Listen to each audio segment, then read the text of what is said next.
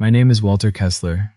I'm 58 years old, and I thought I'd already lived through the worst thing a man can survive, burying my wife. Until the afternoon, a man at the hardware store called me Buddy because he didn't recognize me anymore, even though I'd been shopping there every Saturday for 30 years. That was the day I found out my checking account, the one that was supposed to hold $340,000 from selling my contracting business, had $11 in it, and the only other person with access to that account was my own son. Before I get into it, if you've ever trusted family with something you shouldn't have, stick around. I think you'll see yourself in this one. That Tuesday started like every Tuesday had since Eleanor died 8 months back. I woke up at 5:40 because my body still hadn't learned she wasn't going to be there making coffee, and I made it myself, too strong, the way I always do when I'm not thinking straight. My daughter Hannah came by at 7, same as she did every single morning, carrying a grocery bag and that same tired smile she'd had for months. She started laying out my pills on the kitchen table, the blood pressure ones, the ones for my knees, without me even asking anymore. "You sleep at all, Dad?" "Enough," I said, which wasn't true, and we both knew it. Hannah was 44. She'd moved back to Mill Creek, Ohio 4 years ago when her marriage fell apart, took a job managing the front desk at the dental office on Route 9, and somehow ended up being the one who showed up, drove me to my cardiologist appointments in Dayton, sat with me the last 3 weeks Eleanor was in hospice, holding both our hands at once like she had enough love to cover the gap her brother left. Because my son, Marcus, lived 90 minutes away in Columbus. Marcus had the law degree, the condo downtown, the girlfriend who posted vacation photos with captions about blessed. He came home for Christmas and Eleanor's funeral, and that was about the size of it. He called on my birthday, usually a day late. "I need cash for the pharmacy," I told Hannah that morning. "Card got declined twice this week at the gas station. Probably the chip's worn out." "I'll run to the bank for you, Dad. Save your knees the trip." "No." Sharper than I meant it. "I can still manage my own money, Hannah." She studied me a second, the way her mother used to when she was deciding whether a fight was worth having, then let it go. "Don't forget your jacket. Supposed to drop tonight." I grabbed my checkbook off the counter by the door, the same spot Eleanor always left it, and drove myself to the bank like I'd done 1,000 times before. I had no idea what was waiting for me. First National was quiet that time of morning. Just me and a man I half recognized refilling the coffee station, and Donna Ferris behind the counter. I'd banked with Donna since before she had gray in her hair. She'd cashed Eleanor's last paycheck for her. "Morning, Walter. What can I do for you?" "Just need 150 out, Donna. The usual account." She started typing, stopped, typed again, slower this time, and her face did something I'd never seen it do in 15 years of small talk across that counter. "Walter," she said, real quiet, "why don't you have a seat for a second?" I laughed because it was a strange thing to say to a man standing upright and perfectly fine at a teller window. "Donna, it's me. What's going on?" "The balance on this account," she said, and her voice had dropped to almost nothing, "is $11.40. The words didn't fit together right in my head. I made her say it twice. There should have been $340,000 in there. Every cent from selling Kessler Roofing and Construction after 31 years, the company I built with my own hands, and sold the year after Eleanor's diagnosis so I could be home with her. That money wasn't extra. It was the rest of my life. Donna printed 3 pages, still warm from the machine, and slid them across the counter instead of making me come around. Rows of transfers. 2,000 here, 5,000 there, sometimes 15 at a clip, going back 4 months, and next to every single one the same name. Marcus Kessler. "Do you recognize these, Walter?" Did I recognize them? Marcus was 31, a contracts attorney at a firm downtown, sharp enough that even his mother used to say he could argue the sun wasn't up if there was billable time in it. 2 years back, not long after Eleanor's stroke scare, he'd sat across from me at this very kitchen table and told me it made more sense for him to go on the account. "Just so I can handle things if something happens to you, Dad. Bills, insurance claims, all the legal mess. No reason to put that on Hannah. She's got enough going on." I'd been grateful. Proud, even. My son, the lawyer, looking out for me. I drove home with those printouts on the passenger seat, glancing at the numbers at every red light like they might rearrange themselves into something that made sense. They didn't. At my kitchen table, I did math I never thought I'd have to do at 58. The cardiologist, the blood thinners that cost more than my first truck, The property taxes, the little cushion that let me keep this house. Eleanor and I had paid off 20 years back. Without that money, I knew exactly where this went. Sunny Acres, the assisted living place out past the interstate. The one with a 2-year waiting list and 4 men to a room. I called Marcus straight to voicemail. Called again. Same. I texted him, "Call me, it's about the account, it's urgent," and got nothing back for 3 hours. When my phone finally buzzed, it wasn't him. It was his girlfriend, Paige. "Hey, Walter. Mark's mentioned you've been having some confusion about your finances lately. He's worried sick about you and wants to make sure you're not stressed. Let us know if there's anything we can do." With a little heart emoji at the end like that made it kinder. Confusion. That was the word she used. That evening, after Hannah had gone home, I sat in the dark a long time before I went looking through Eleanor's old roll-top desk. The one she'd kept every receipt and birthday card and warranty card in for 40 years.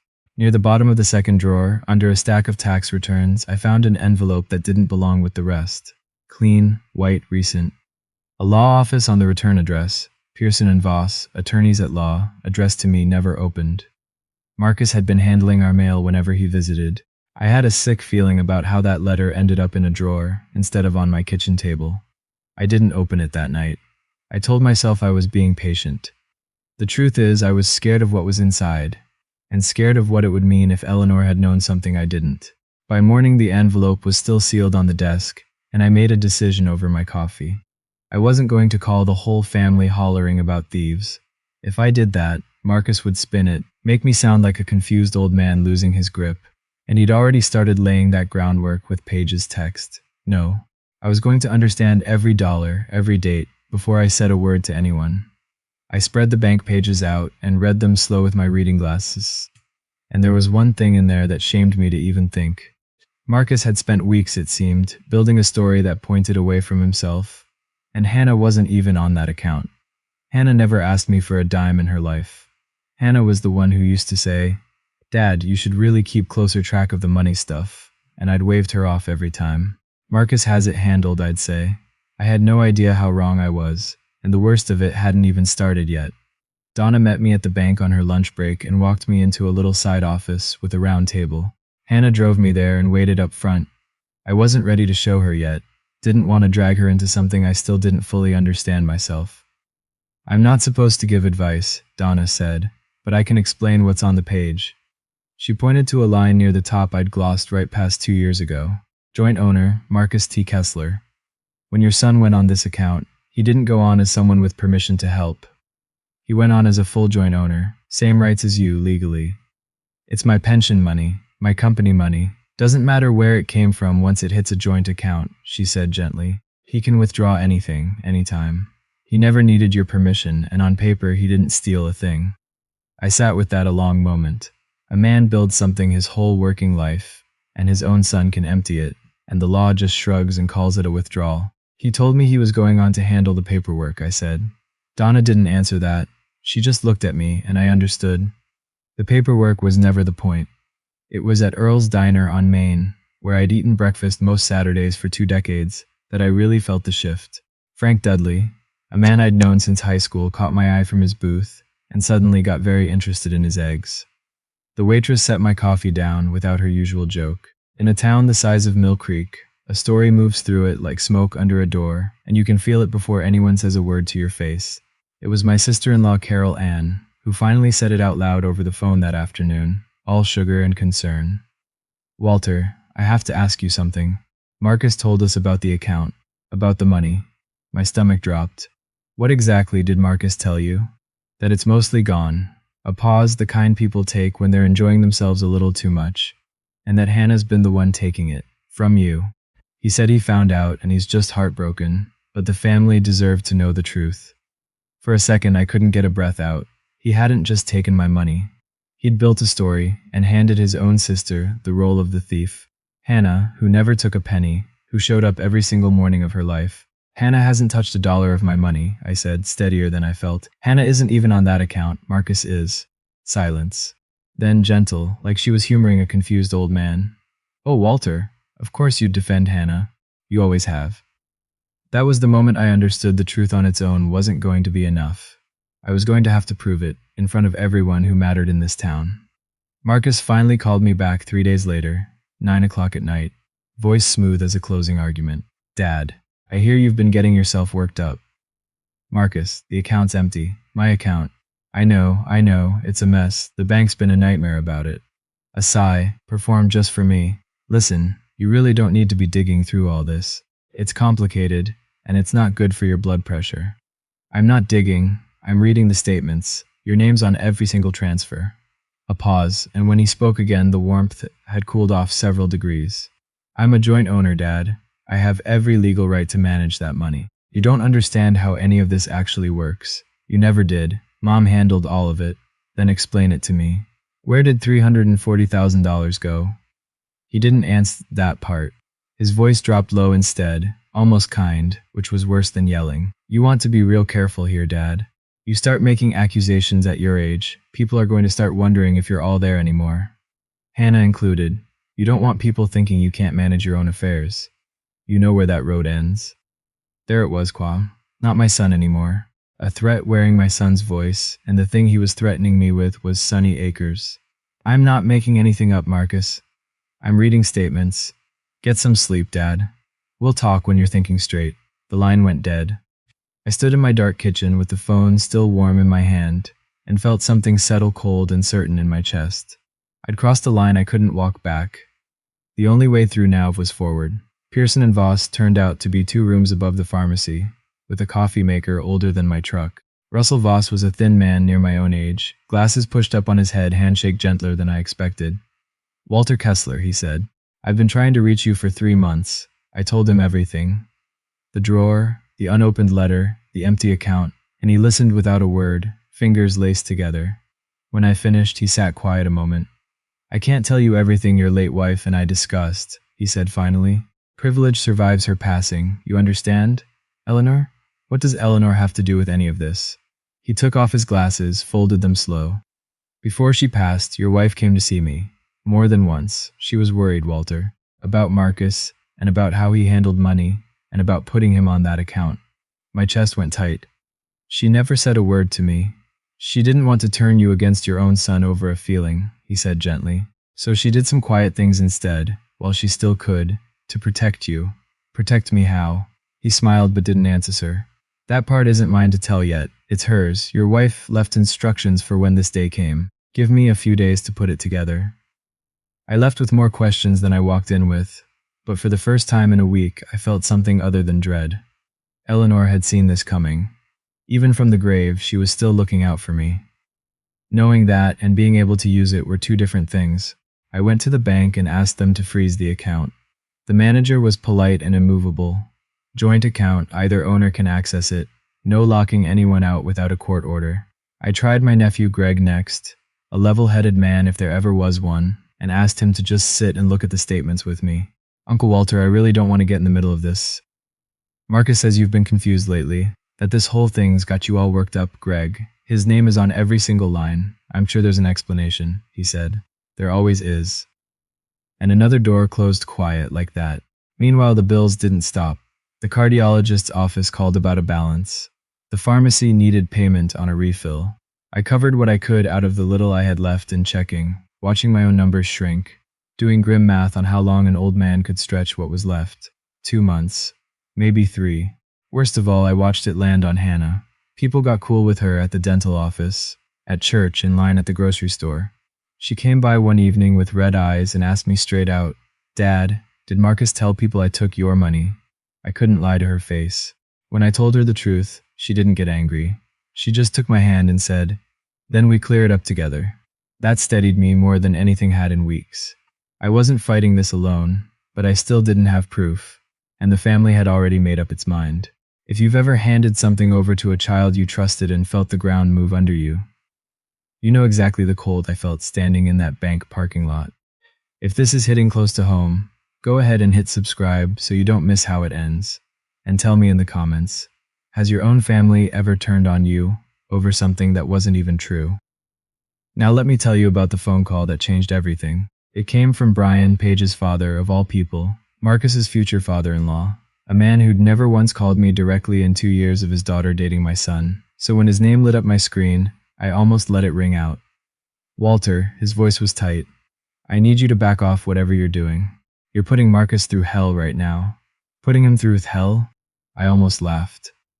Brian, he emptied his father's life savings. He's under more pressure than you know. You have no idea what this year's looked like for him. What kind of pressure? He caught himself a beat too late.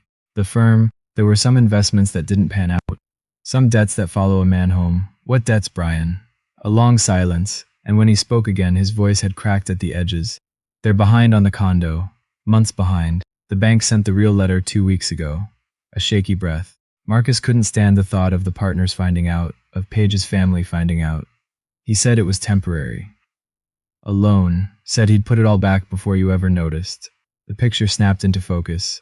My son wasn't some cold-blooded thief helping himself for sport. He was drowning, and his father's account was the last bit of air left in the room. It didn't make it right.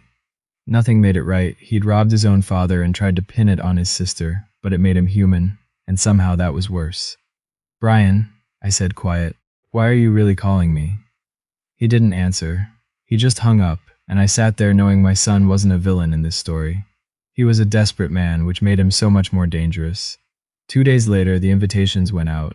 Marcus was throwing me a party, my 59th birthday, at the Oak Ridge Room, the nicest banquet hall in 3 counties, the place people booked for weddings.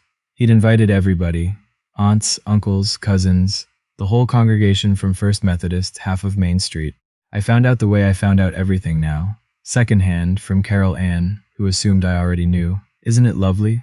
Marcus is sparing no expense for his daddy. Such a devoted boy. A devoted boy, throwing a lavish party with money he couldn't account for, in front of every person whose opinion mattered in this town. I knew exactly what it was. A stage. A chance for Marcus to stand up in front of everyone and cement the story he'd already started selling. The generous, reliable son, and his sister, if she came up at all, the one who couldn't be trusted around her father's money. That night Marcus called, smooth as ever. Dad, about the party. I think it'd be best if Hannah didn't come. She's been so worked up lately. I don't want a scene on your big day. It's my birthday, I said. Hannah will be right beside me. Dad, please. People are already worried about your judgment. Don't make it harder on yourself. He'd weaponized my own age against me, plain as that. After he hung up, I sat a long while at Eleanor's desk, then called Russell Voss and told him everything. The party, the Oak Ridge Room, all of it. I'll have everything ready by then, he said. And if you'll allow it, I'd like to be there myself. At the party? In the room, he said, when the time comes. I didn't know yet what Eleanor had left behind for me. I was about to find out, in front of everyone. The next morning, Hannah drove me to Russell's office. I told her everything by then. The account, the joint ownership, Marcus's call, all of it. She cried once in the truck, then squared her shoulders and said, "Okay, Dad, what do we do?" Russell met us at the door himself, brought us coffee, then opened a thick leather folder on his desk and laid both hands flat on it like it was something sacred. "Your wife was a careful woman, Walter," he said. "Sharper than the two of us put together. Don't I know it?" About 7 months before she passed, Eleanor came to me. She'd watched Marcus handle money for years and it worried her sick.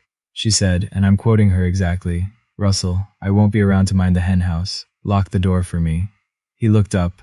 So we did some things. They've been sitting in a drawer waiting, in case they were ever needed. "What things?" He shook his head, gentle. "On the day, in front of everyone. That's how Eleanor wanted it. Out in the open, where no one could whisper it away afterward." He glanced at Hannah. She was very clear that Hannah should be standing right beside you when it happened. Hannah reached over and took my hand. "I'm not going to that party to fight my own son," I said, voice rough. "I'm going to clear my daughter's name, and I'm done being treated like a confused old fool who can't run his own house." Russell nodded. "Then bring your daughter, the good one." He almost smiled. "And let your wife do the rest." The Oak Ridge Room glowed that Saturday evening. White linens, a jazz trio in the corner, a gold banner reading Happy 59th, Walter strung above the head table. Marcus had spared nothing. Close to 40 people filled the room, every aunt and cousin and church friend dressed up and smiling. I came in with Hannah on my arm. The room didn't go silent exactly, but it stumbled. I felt the whispers ripple across it, heads turning toward Hannah, eyes sliding away just as fast. Marcus crossed the floor fast, smile bright, eyes hard underneath it. "Dad." He kissed my cheek, then dropped his voice just for me. "I asked you to leave Hannah at home." "She's my daughter," I said. I brought her. He straightened, recalculated, and the public smile snapped back into place. Everyone made it, he announced to the room. Wonderful. Family's everything, isn't it? Glasses raised, the jazz played on. Marcus worked the room like a man on a campaign, shaking hands, refilling drinks, the devoted son hosting the perfect night. Hannah settled me at the head table and sat close beside me. Carol Ann gave her a thin, pitying smile from across the room. In the back corner, almost out of sight, sat a thin man in a gray suit with a leather folder on his lap. Russell caught my eye and gave the smallest nod. "Steady, Dad," Hannah murmured. "Wait for it." Marcus tapped a fork against his glass and stepped to the front of the room. Champagne raised high. The room went quiet, and I felt the whole night tilt toward whatever was coming. "Thank you all for being here," he began. 59 years. "My father's given this family everything." Warm murmurs. Someone said, "Hear, hear." "And family," he went on, voice swelling, "means responsibility. It means caring for our parents when they can't care for themselves anymore. Especially their finances, when their judgment isn't quite what it used to be." He let that hang in the air. His eyes touched mine for a second, soft and sad, the worried son grieving his failing father. "It hasn't been easy lately," he said, lowering his voice into something grave. "Some of you know there have been concerns about Dad's accounts, about someone close to him who hasn't acted in his best interest." A pause, deliberate. "I've tried to handle it quietly to protect this family, but I think it's time we were honest about who's been taking advantage of him." Every head in the room turned, slow and certain, toward Hannah. I felt my daughter go rigid beside me, her hand finding mine under the table and gripping it hard. 40 people who'd known both my children their whole lives, looking at my good girl like she was something scraped off a shoe. I stood up, took a moment, my knees aren't what they were, and Hannah rose to steady me. The room went still. "Dad," Marcus said smoothly, "sit down. This isn't the time." "You're right about one thing, son." My voice came out steadier than I felt. "Someone close to me took my money, and I think it's time this whole family knew exactly who, in black and white." I nodded toward the back of the room. Russell stood and walked forward with the leather folder, and Marcus's eyes locked onto it, the color draining out of his face. Russell laid a stack of pages on the white tablecloth, where every person in the room could see them. "My name is Russell Voss. I've been this family's attorney for going on 30 years. With Walter's permission, I'm going to read from his bank statements. You're welcome to pass them around after." "This is ridiculous," Mark said. "Dad's confused. Nobody needs to." March 14th, Russell read, calm as a Sunday sermon. "Transfer out, $18,000. Recipient Marcus T. Kessler." The room went very still. March 28th, 22,000. April 31,000. He turned a page. Every single one, the same name. Each amount landed like a stone dropped in still water. I watched it move across every face in the room, confusion, then doubt, then something colder. Carol Ann's hand rose to her mouth. "It's a joint account," Marcus said, voice climbing. "I'm a co-owner. This is completely legal. I had every right." "No one's saying it was illegal, Marcus," I said, quiet and even. The way Eleanor used to talk when she meant business. "I'm saying it happened. These aren't accusations, they're dates and dollar amounts. Read them yourself." The folder slid down the table, hand to hand, and I watched the story Marcus had spent weeks building come apart line by line. "You told them it was Hannah," I said. "You told this whole town your sister was robbing me while your name sat on every single withdrawal. You don't understand the situation, Dad." "Then explain it," my nephew Greg said, grim, holding a page in his hand. "Explain this." Marcus opened his mouth. Nothing came out. Into that silence, Russell said, "There's more. Quite a bit more." He drew a second set of papers from the folder, these ones softer with handling. "Some of you knew Eleanor Kessler." The room quieted at her name. 7 months before she passed, she came to my office. Sharp as a blade that day, and worried sick about this exact situation. She instructed me to do 2 things, and to keep them sealed until they were needed. Marcus had gone gray. "Mom, what did Mom do?" "First," Russell said, "on Eleanor's instruction, we drew up a revocation. 60 days before her death, Marcus's status as joint owner of that account was legally revoked. He was removed. The bank was notified, a gasp somewhere in the room. Which means every withdrawal I just read you, everyone dated this year, well after that revocation, was made by someone with no legal right to that account whatsoever. That is not a family disagreement. That is unauthorized. The courts can address it." Marcus's mouth worked silently, staring at the dates like a man, staring at a trapdoor he'd already fallen through. "Second," Russell went on, Eleanor placed the proceeds from the business sale and a reserve for Walter's care into a protected trust. Out of reach of either child's signature, he paused, and she named the trustee, the person she chose to guard her husband's care, should this day ever come. He turned and looked at Hannah. She named Hannah. 40 heads swung toward my daughter. Hannah froze beside me. She hadn't known. I saw the pure shock of it cross her face, and she turned to me, and I could only shake my head. I hadn't known either. Then Hannah looked across the room at her brother, and when she spoke, her voice was soft and steady. Mom knew Marcus. She knew all along. For a moment, Marcus just stood there with the champagne flute still in his hand. Then his composure cracked all at once like ice on a pond in March. You don't understand, he said, all the polish gone from his voice. I was going to put it back, every dollar. I just needed time. The investments, the condo, Brian's firm, we were drowning. You let everyone think it was your sister, Carol Ann said. Her hand had come down from her mouth and her face had gone hard. You sat in my kitchen and told me Hannah was robbing her own father.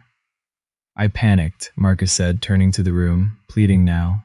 You don't know what it's like to watch everything you built fall apart and still have to smile at the firm every Monday. So you took it from him, Greg said. From your 59-year-old father who needs that money to live. Marcus spun back to me. Dad, you can fix this. Tell them you've always loved Hannah more, that Mom set this whole thing up to make me look. Stop. My voice came out louder than it had in years, and the room went still. Your mother didn't set anything up to hurt you, Marcus. She protected me from you, and she was right too. In the doorway, Brian had appeared late, frozen, his face the color of ash. He didn't say a word in his future son-in-law's defense. He just looked at the floor. I could have let my son drown right there.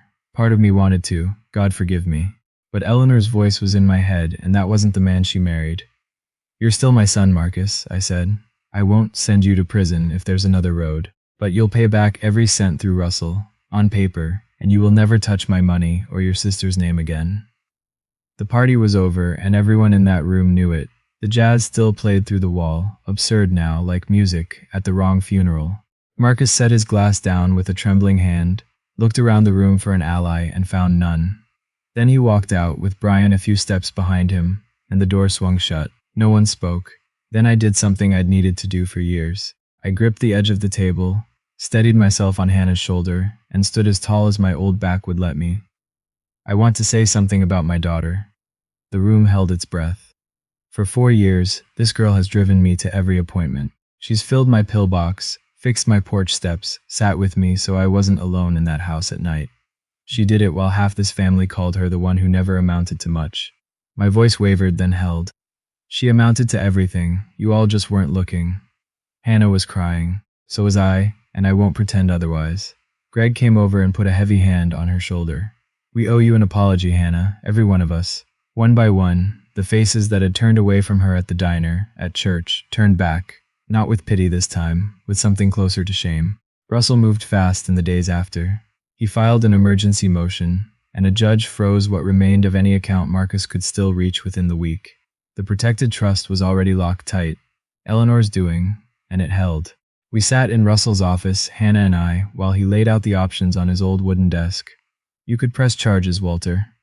A prosecutor would have a real case after that revocation date. I sat with that a long moment, then shook my head. He's still my son. Eleanor would never forgive me for putting our boy in a cell. I want the money back. I want him out of my accounts. That's all I want. So Russell built a different road, a structured repayment agreement, signed and binding, in exchange for not pursuing charges. Marcus, facing the alternative, signed every page. It wasn't all there. A good deal of it was simply gone, swallowed by debt and bad investments.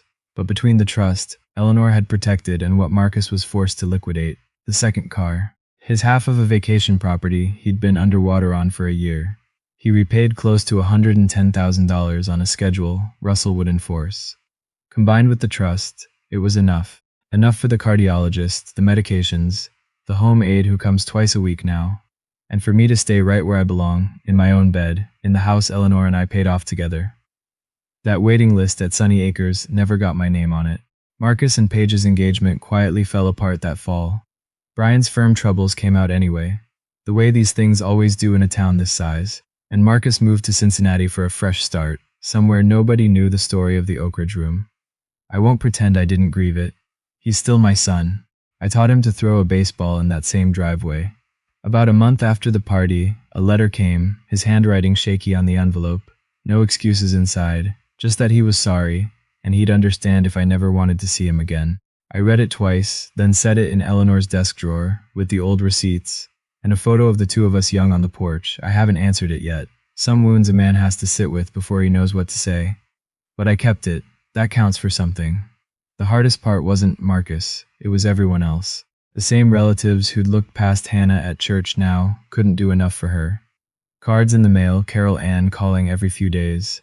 Frank Dudley stopping me outside the diner to say how sorry he was, how he should have known better. There was a part of me, the stubborn part, that wanted to stay cold to all of it. They'd believed Marcus over my Hannah in a heartbeat, convicted her on a phone call with no proof at all. But cold doesn't keep a house warm, and it isn't who Eleanor raised me to be. So when Carol Ann came by with a casserole and a long, teary apology, I let her say it, made her coffee, and told her gently, "I'm glad you see it different now. But I wish you'd asked me, or asked Hannah, before you decided she was a thief." She didn't argue. "You're right, Walter. I'm ashamed." The trust did one more thing I hadn't expected. Russell insisted on a fair allowance for Hannah, payment for years of caregiving. "There's no shame in it, Walter." Eleanor wrote it in herself. For the first time in 4 years, Hannah had a little breathing room, and she did something she'd never let herself dream about. There's an old flower shop on Main, empty 2 years now, that she'd walked past her whole life. She leased it that summer. Nothing fancy, a few coolers, a work table, the kind of arrangements people in this town actually buy for funerals and graduations. But it was hers. I go every morning. She sets me up at the little table by the window with my coffee, black, the way Eleanor could never talk me out of, and I watch Main Street wake up while she trims stems behind the counter. Greg comes by Fridays for his wife's anniversary bouquet. Some mornings my chest aches a little, and I take my pills with my coffee and think about how close I came to that 2-year waiting list out past the interstate. Then I look at my daughter, humming something her mother used to hum, and I let it go. People ask me sometimes, the ones who know how it went, whether I wanted revenge, whether watching my son fall apart in that room felt good. The honest answer is no, not the way they mean it. Russell told me the criminal case was solid. I could have ruined him, taken everything, made sure the whole county knew exactly what he'd done. There were nights early on when an angry old man wanted exactly that. But I figured out somewhere along the way that if I'd done it out of spite, I'd have become a little bit like him. And I'd have lost the one thing this whole mess never managed to take. The man Eleanor married. I didn't win because I was louder or crueler. An old man isn't any of those things anymore. I won because the truth was on my side, because my wife was smarter than all of us put together, and because I had a daughter who never once stopped showing up. Here's what I'd tell another father, if he were sitting across from me at that little flower shop table. Don't wait. Don't wait to tell your good child that you see her.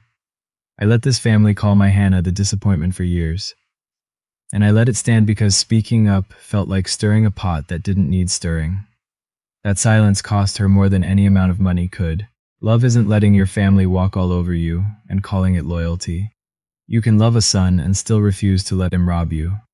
You can forgive a person and still lock the door behind him on your way out. It took me 59 years to learn that. I hope it doesn't take you that long. This morning the light came through that flower shop window, the same way it came through my kitchen that Tuesday in April, gold and slow and ordinary, the kind of light a man doesn't notice until everything's already changed. Hannah set a bundle of daisies on the counter and looked over at me in my corner, with my coffee going warm in both hands. "Morning, Dad." I made sure to say her name back. "Morning, Hannah." I say it a lot now. I spent too many years letting other people say it for me, like it needed an apology attached. A long time ago, a teller looked up at me across a counter and told me to sit down like the floor was about to fall out from under my whole life. And it did. Everything I thought I knew about my family came apart in that little side room. I'm glad I sat down. I mean that. Because when I finally stood back up, past the lies, past the whispers, past my own foolish pride, I knew for the first time in my life exactly which of my children had been my home all along. And I'll never let her forget that I know it.